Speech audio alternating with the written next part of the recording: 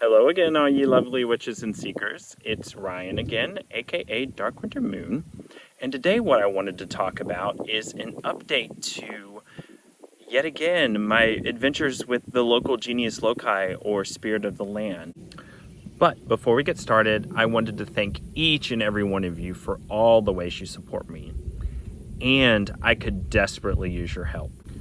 I have desperately been struggling to support myself with my Etsy shop and my YouTube channel, and I am not quite making ends meet.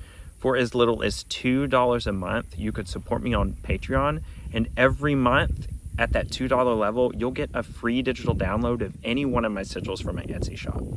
And the tiers and perks go up from there. My Patreon and all the ways you can support me are linked below in the pinned comment.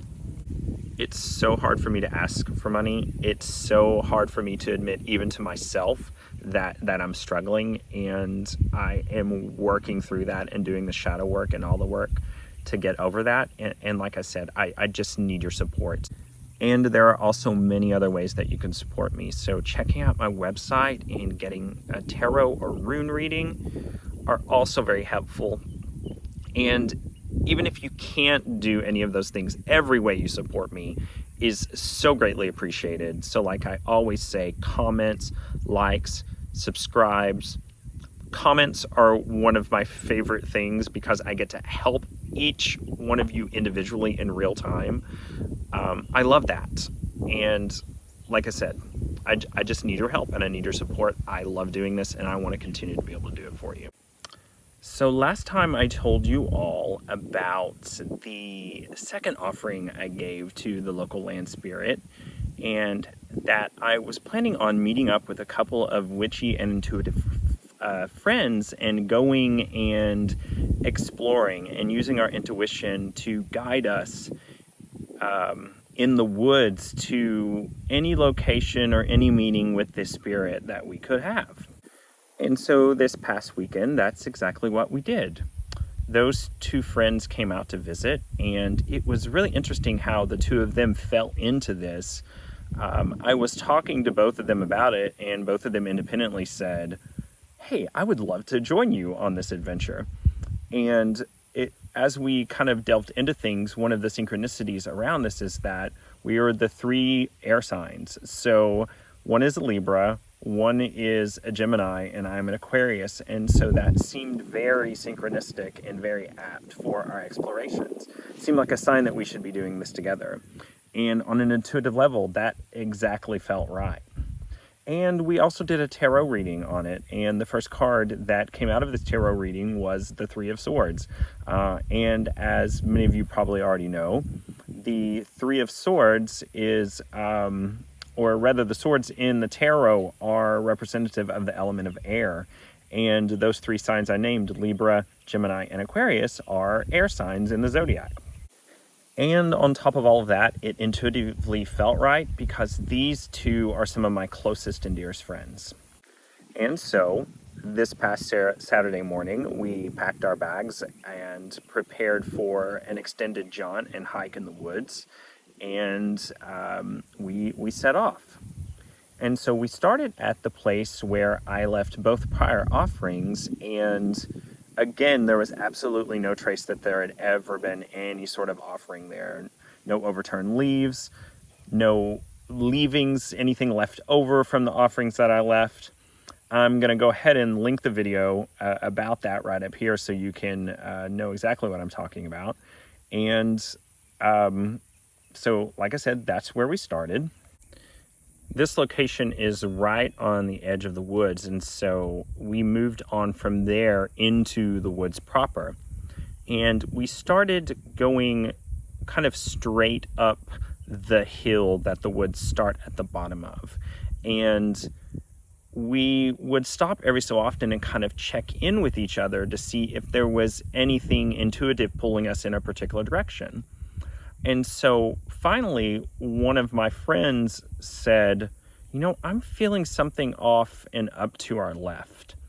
And so I checked in with myself and I agreed with that. And so we set off in the direction that he pointed. And so eventually we got to the very top of the rise, and we stopped for a second to kind of catch our breath and get our intuitive bearings. And I just happened to look off almost straight to my left, and I saw something fairly large and white sticking up out of the leaves of the forest. And I pointed it out to them, and I asked them, "Is that a salt lick for deer?" So for all of you that don't know what that is, we have deer hunting around here, and folks put out a salt lick to kind of attract deer because that's something that they need in the wild. And so I thought that maybe what it is. It looked misshapen, almost as if animals had been licking on it. And so we decided to investigate. And as we moved closer, I realized that no, that is not a salt lick. That is in fact the pelvis bone of a very large animal. And as we started looking around us, we realized there were bones everywhere. There was a vertebrae, there were ribs, and then we found a large skull, and we realized that there were probably about 10 or 20 skulls, or rather 10 or 20 skeletons of rather large animals that we are relatively certain are cows and horses. And so then a zing came over me, like, yes, this is the place, this is what I wanted to show you. And so I felt like the land spirit had led us there to show us one of its favorite places. And so we spent about half an hour there exploring, and more this feeling that this was the right place, that this was something special to the land spirit came over me. And to clarify, it didn't feel malevolent or evil. It didn't feel like these animals had died horribly or any sort of way like that. It seemed more like a collection, an expression of this being's nature. In some ways, it seemed like a solemn graveyard, a place where these animals had been laid to rest. Now, that's not to say that the land spirit also didn't enjoy the fact that it could nibble on the bones and any sort of flesh that was left after these animals passed. And I don't get the feeling that it killed them. I just get the feeling that they were there for a reason, and it considered these carcasses as offerings to it. And I'm sorry if that kind of seems vague. It's just that it's sometimes with intuition or these types of communications from spirit, it's hard to articulate and put into words the feelings that come from the experience. And so our friends and I started kind of talking through scenarios, trying to figure out if there were other explanations for this, just to kind of check all the boxes. And, we thought, okay, well, maybe there is a pasture close to here, and this land, the folks that were caring for these animals, if they died in the herd, they brought them here. Or maybe it was that animals wandered there to die, but both those don't really make sense because this is on top of a hill in the woods, and it seems a rather out of the way place to put carcasses that humans might have been caring for the animals when they were alive. And it also seems like a very difficult place to get to if the animals wandered there themselves to die. I'm not entirely sure how to explain it. And in some ways, an explanation doesn't matter because intuition and synchronicity dictates that we were drawn there to be shown this by the land spirit. And so after wandering about and exploring and me communing with the spirit, it occurred to me that I needed to take something with me, that I was being offered something from this place. And so I wiggled a tooth out of the jaws of one of these animals to take back with me.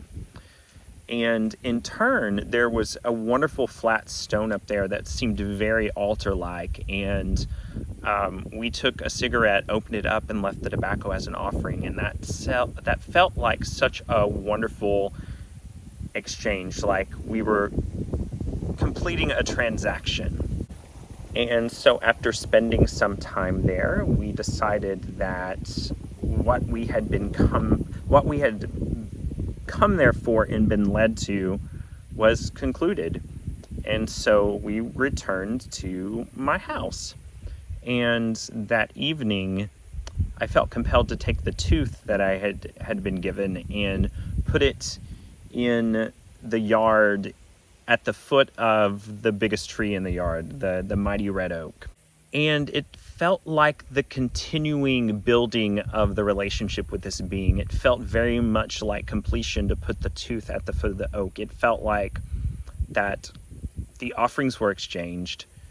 You know, we left tobacco there and brought the tooth back here, and it felt like the sealing of an alliance. So I feel very good about how this has progressed. I'm very interested in seeing how it continues to do so. And I feel like now that me and mine and our land is under the protection of the Spirit, and that I am welcomed back to this place to explore some of the magical potential it has, because it's definitely a magical place. I would love to do a ritual there, and if and when I do, if Spirit allows, I will share the details. Well, as always, thank you all so much for watching. I appreciate you all in all the ways you support me. And have a wonderful weekend. Blessed be, and I love you all. Mwah.